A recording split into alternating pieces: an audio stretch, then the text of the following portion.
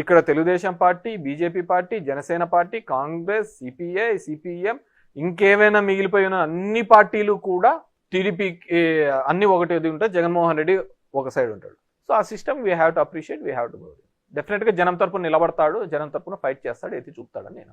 అంటే మీరు పదే పదే జగన్మోహన్ రెడ్డి గారు ప్రతి సభలోనూ ఒక ముఖ్యమంత్రి స్థాయిలో ఉండే వ్యక్తి పవన్ కళ్యాణ్ ఉద్దేశించి కారులను మార్చినట్టు పెళ్ళాలను మారుస్తాడు, 3 పెళ్ళిళ్ళు 4 పెళ్ళిళ్ళు అంటూ బహిరంగ వ్యాఖ్యలు చేయటం అనేది అవతల వ్యక్తికి సింపతి తెచ్చిపెడుతుంది, ఈ మీద నెగిటివిటీ తెచ్చిపెడుతుంది. పైగా సీఎం స్థాయిలో ఉన్న వ్యక్తి బహిరంగంగా అలా మాట్లాడొచ్చా? అది పవన్ కళ్యాణ్ ప్లస్ అయింది కదా. డెఫినెట్గా ప్లస్ అయింది, దాన్ని ప్లస్గా చేసుకున్నాడు కూడా. ఇప్పుడు చిరంజీవి అలాంటి సందర్భం ఒకటి, చిరంజీవి వచ్చి సార్ సార్ సార్ అన్న టికెట్లది అదేదో చిన్న వీడియో క్లిప్ పెట్టినాడు, అంతకుముందు మాట్లాడినదాన్ని పక్కకు పోయినాయి. ఆ క్లిప్నే చూసి మా అన్నని ఇట్లా అంటారు ఇదంటారు. పవన్ కళ్యాణ్ ఒక స్టాండర్డ్గా ఉంటాడు అనేది ఒక మాట మీద ఈరోజు ఏది చెప్తాడో దాన్ని మళ్ళీ కంటిన్యూ చేస్తాడని ఏం లేదు. ఎందుకంటే చంద్రబాబుని ఎలా తిట్టాడు, బీజేపీని ఎలా తిట్టాడు, లేకుంటే అందరిని ఎలా తిట్టాడు, మళ్ళీ ఇప్పుడు ఎలా పొగుడుతున్నాడు, మళ్ళీ ఎలా తిడతాడు, ఇవన్నీ అతను వదిలే. కానీ మీరు అంటున్నట్టుగా భారతీయ సంస్కృతిలో భాగంగా అలాంటివి తప్పు అని చెప్పే ప్రయత్నం చేసినట్టు, కానీ ఆ చెప్పే విధానం అనేది ఆ పద్ధతి కాదు అని నేను అనుకుంటున్నాను. మేబీ దానివల్ల కూడా పవన్ కళ్యాణ్కి అడ్వాంటేజ్ అయి ఉంటుందని నేను అంటున్నాను. అందుకే పోటీ చేసిన 21 స్థానాల్లో 100% స్ట్రైక్ రేట్ ఇప్పుడు నిలవటం అనేది. నేను ఏమంటే జగన్మోహన్ రెడ్డి గారి ఏ విధంగా ఒక సక్సెస్ స్టోరీగా మనం చెప్పుకుంటాము, పవన్ కళ్యాణ్ కూడా ఒక సక్సెస్ స్టోరీనే. ఎందుకంటే నిలబడిన అన్ని చోట్ల ఓడిపోయి ఒక ఎమ్మెల్యేతో గెలిచి ఆ ఎమ్మెల్యే కూడా పక్కకు పోయి 2 చోట్ల ఓడిపోయి కూడా తిరిగి బౌన్స్ బ్యాక్. సరే అతను ఏదో నా వ్యూహం నాకు ఉంటుందన్నాడు, సరే అతనిలాగా ఎవడు మాట్లాడలేదులే, అంటే కులాల పరంగా కానీ మతాల పరంగా అంత ఓపెన్గా మాట్లాడి నా కులం నాతో ఉండాలా అనే మనం.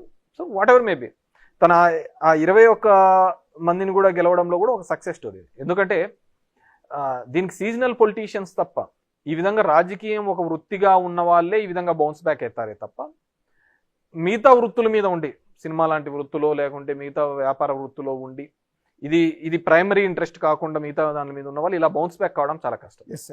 కానీ it's a success story of Pawan Kalyan అని చెప్పుకోవచ్చు. అండ్ ఆ 21 కూడా చాలా స్ట్రాటజికల్గా తీసుకున్నాడు, సక్సెస్ చూపించినాడు. సో భవిష్యత్తులో బేసిక్గా ప్రశ్నిస్తామని పెట్టిన పార్టీ అది పోయింది, తర్వాత ముఖ్యమంత్రి అనే పార్టీ అది వెళ్ళిపోయింది, ఇప్పుడు సపోర్టివ్ పార్టీగా డిప్యూటీ సీఎంగా ఆయన ఉంటున్నాడు. We have to wait and see ఇదే కంటిన్యూ అవుతాడా, మరి ఎలా ఆ సీట్లోకి రావడం. ఇప్పుడైతే నేను లేదు 10 ఏళ్ళుగా చంద్రబాబే ఉండాలని ఆయనే అంటున్నప్పుడు, so we can't expect him CM seats. వాళ్ళ ఫ్యాన్స్ కానీ వాళ్ళ కమ్యూనిటీ కానీ ఏదైతే మా వాళ్ళలో ఒకడు ఆ ముఖ్యమంత్రి సీట్లో కూర్చోవాలి అని కోరుకున్నారో వాళ్ళది ఇప్పట్లో నెరవేరే కార్యక్రమం కాదు. వాట్ ఎవర్ మేబీ జగన్మోహన్ రెడ్డిని ఓడించడానికైతే ఖచ్చితంగా పవన్ కళ్యాణ్ అనే వ్యక్తి లేకపోతే తెలుగుదేశం అనే పార్టీ ఇప్పటికీ కూడా జగన్మోహన్ రెడ్డిని ఓడించలేదు. 40 సంవత్సరాల Telugu Desam party minus Pawan equal to 0 అంతే, దాంట్లో వేరేది లేదు. భవిష్యత్తులో పవన్ కళ్యాణ్ చంద్రబాబు కలిసి ఇదే విధంగా వెళ్తారనుకుంటున్నారు? అంటే 15 ఏళ్ల పాటు ఉంటామని చెప్తున్నారులే, కానీ రాజకీయ నాయకులు అనే నేను ఇంతకుముందు అన్నప్పుడు కుటుంబంలో ఉన్న వాళ్ళే ఆత్మలు పరమాత్మలు అనే వాళ్ళే వెళ్ళిపోయిన తర్వాత ఈ బాంధవ్యాలు బంధుత్వాలు ఏం కలుస్తాయి? అదే నేను అంటుంది, ఎవరికైనా రాజకీయాల్లో డైనమిక్స్ మారుతూ ఉంటాయండి. సో ఇతను ఇప్పుడు మొట్టమొదటిసారి పవర్ చూశాడు. సో ఆ పవర్ చూడాలి అని తన ఫ్యాన్స్ కానీ తన కమ్యూనిటీ వాళ్ళు కానీ కోరుకుంటున్నప్పుడు ఆ విధమైన అడుగులు వేయచ్చు. బీజేపీ ఉన్నప్పుడు ఏదైనా జరుగుతుందండి. షిండే అనుకున్నారా అక్కడ అవుతాడని చెప్పేసి చేసినారు కదా. సో బీజేపీ అనేది ఒక కొత్త ఒరబడిని తీసుకొని రావడం జరిగింది. రాజకీయాల్లో ఒక 3 వ్యవస్థలతో మనం ఎట్లాంటి క్రీడనైనా ఆడుకోవచ్చు, ఎలాంటి రాజకీయ క్రీడనైనా ఆడుకోవచ్చు అనేది బీజేపీ సక్సెస్ఫుల్ ఫార్ములాతో నిరూపించింది. ఈవీఎంస్ మీద నేను మాట్లాడుతున్నప్పుడు కానీ దీనిలో మాట్లాడుతున్నప్పుడు ఇప్పుడు మహారాష్ట్ర ఎలక్షన్ చూశాను. ఖచ్చితంగా 6 నెలల కిందట జరిగిన ఎంపీ ఎలక్షన్స్లో బీజేపీ వాళ్ళ కూటమి 10 సీట్లు వచ్చినాయి, 30 అగెనెస్ట్ కాంగ్రెస్కి వచ్చినాయి. ఏమంతా 5 నెలల్లో మారిందని చెప్పి 225 సీట్లు వచ్చినాయి చెప్పండి. దట్టు షిండే నాయకత్వంలో ఎలక్షన్స్ పోయినారు. అక్కడ ఏమంత డెవలప్మెంట్ జరిగింది, ఏమంత అద్భుతాలు జరిగాయి. So there is some manipulation is going on. ఎందుకంటే నేనేమని నమ్ముతానంటే ఈ ఫోన్ అనేది ట్యాప్ చేయాలనుకున్నప్పుడు ఆ మిషనరీ ట్యాప్ చేయడం అనేది పెద్ద విషయం కాదు. అంటే మొన్న ఆంధ్రప్రదేశ్ ఎన్నికల్లో కూడా ట్యాంపరింగ్ జరిగిందని నేను పూర్తిగా నమ్ముతాను.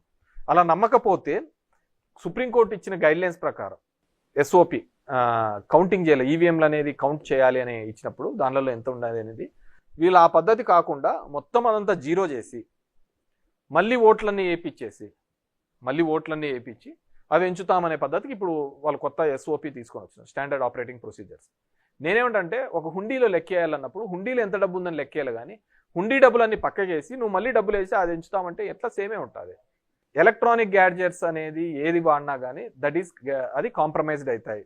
2019లో మీకు 151 వచ్చినప్పుడు కూడా టీడీపీ అదే ఆరోపణ చేసింది. డెఫినెట్ గా Something ఏదో జరిగింది. నేను అప్పుడు మాకు 150 రాని, భవిష్యత్తులో 170 రాని, ఇంకోటి రాని, కానీ ఎలక్ట్రానిక్ మిషనరీతో ఓటింగ్ అనేది జరగకూడదు అనేది నేను ఫమ్ గా బిలీవ్ అవుతాను. ఇప్పటికైనా మారాలి. ఎందుకంటే నేను నిన్న కూడా చెప్పాను, ఈ దేశంలో ప్రజాస్వామ్యం అనేది పెద్ద బూతుగా అయింది, ఎలక్షన్స్ అనేది ఒక హేళనగా అయింది.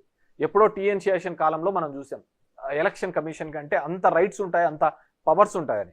ఎందుకంటే నేను కూడా చెప్తున్నాను, ఇప్పుడు 94లో మా నాన్న ఇండిపెండెంట్గా నిలవనప్పుడు 500తో ఓడిపోయినప్పుడు మేము రిగ్గింగ్ చేసుకున్నాం, 99లో రిగ్గింగ్ చేసుకున్నాం. ఆ రోజు పేపర్ మీద ఉంది కాబట్టి రిగ్గింగ్ చేసుకుంటున్నాం. ఇప్పుడు మారింది, టెక్నాలజీ మారింది, ఈవీఎంస్తో రిగ్గింగ్ జరుగుతున్నాయి, అంతకంటే వేరేది ఏంది కానీ లేదు. 75 సంవత్సరాల మన ఇండిపెండెన్స్ కావచ్చు, రాజ్యాంగం వచ్చినా కానీ ఇప్పటికీ కూడా చట్టాలు ఎప్పుడూ కూడా అధికారంలో ఉన్న వాళ్ళకి అది చుట్టంగానే ఉంది తప్ప ఎక్కడే కానీ రియల్గా నడుస్తోంది అనేది ఎక్కడా కానీ జరగటం లేదు. నేను దాని మీద స్టిక్ అయి ఉంటాను. అసలు ఓకే.